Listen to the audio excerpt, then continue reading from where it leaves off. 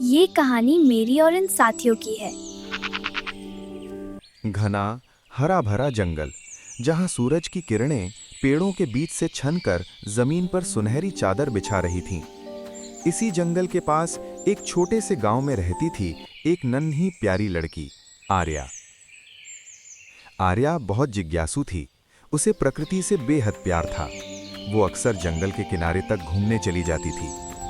एक दिन खेलते खेलते आर्या जंगल के अंदर बहुत दूर निकल गई। डरी हुई आर्या रास्ता ढूंढने लगी, लेकिन वो पूरी तरह जंगल के बीच खो चुकी थी। उसी समय झाड़ियों के पीछे से दो चमकती आंखें उसे घूर रही थीं। वो था कालू भेड़िया। वो धीरे धीरे आर्या की तरफ बढ़ने लगा। डरी हुई आर्या भागी। उसने आर्या का पीछा किया। कालू झपटने ही वाला था, तभी जंगल में गूंज उठी एक जोरदार दहाड़। वो था जंगल का रक्षक, राजवीर शेर। राजवीर बिजली की तरह दौड़ा और कालू के सामने खड़ा हो गया। दोनों में भयंकर लड़ाई हुई। दोनों आमने सामने आ खड़े हुए। शेर ने गरज कर अपनी ताकत का प्रदर्शन किया, जबकि भेड़िया गुर्राते हुए फुर्ती से इधर उधर घूमता रहा। दोनों ने एक दूसरे पर झपट्टा मारा। पंजों और दांतों की टकराहट से धूल उड़ने लगी और कुछ देर तक ये संघर्ष चलता रहा। खिलकार राजवीर की ताकत के सामने कालू डर गया और भाग खड़ा हुआ। राजवीर ने प्यार से आर्या को अपनी पीठ पर बैठाया और उसे जंगल के एक सुरक्षित स्थान पर ले गया।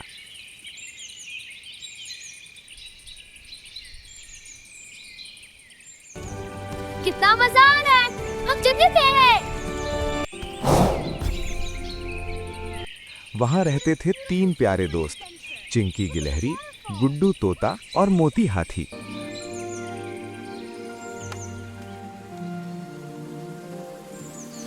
उन्होंने मिलकर आर्या को संभाला।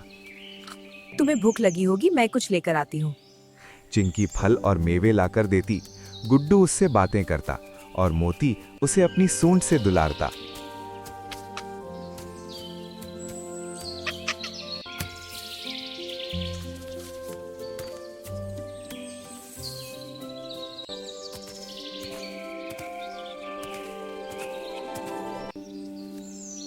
धीरे धीरे आर्या का डर खत्म हो गया। सभी आपस में मिलजुल कर रहते हैं। मिलो, इससे ये मोटी है। मोती आर्या को अपनी पीठ पर बिठाकर झरने के पास ले जाता है, जहां सब पानी में खूब मस्ती करते हैं।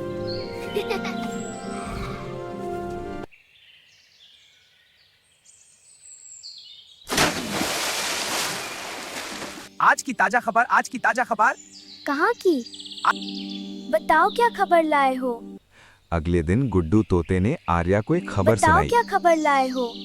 कि कालू फिर से उस पर हमला कर सकता है। कालू भेड़िया तुम्हें मारने की योजना बना रहा है। मुझे मारने की? कालू भेड़िया अपने दो दोस्तों के साथ उसे जंगल में ढूंढ रहा होता है, लेकिन जब उन्होंने राजवीर के बारे में सुना तो वे पीछे हट गए और कालू अकेला ही आर्या को ढूंढने निकल पड़ा। हमको राजवीर से डर लगता है, तुम अकेले ही जाओ। कालू आर्या को ढूंढकर उस पर हमला कर देता है। आर्या चीखती हुई भागने लगती है। बचाओ!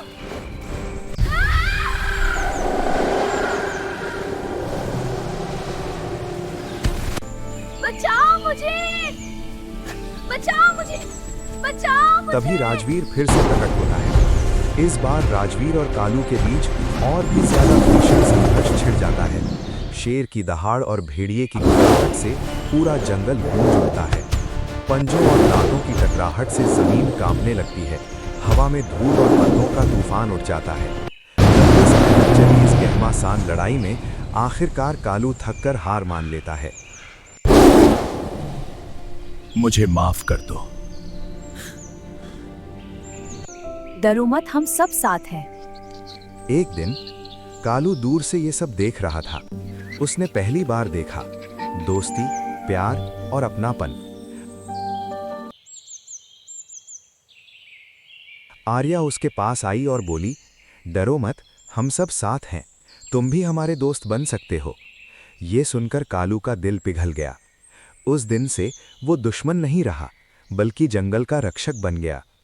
अब जंगल में सब मिलजुल कर रहते थे। हमारे दिल में सबके लिए जगह है। आर्या, चिंकी, गुड्डू, मोती, राजवीर और सुधरा हुआ कालू भेविया।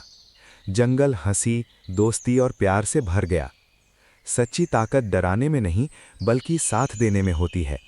प्यार से सबसे बड़ा दुश्मन भी दोस्त बन सकता है।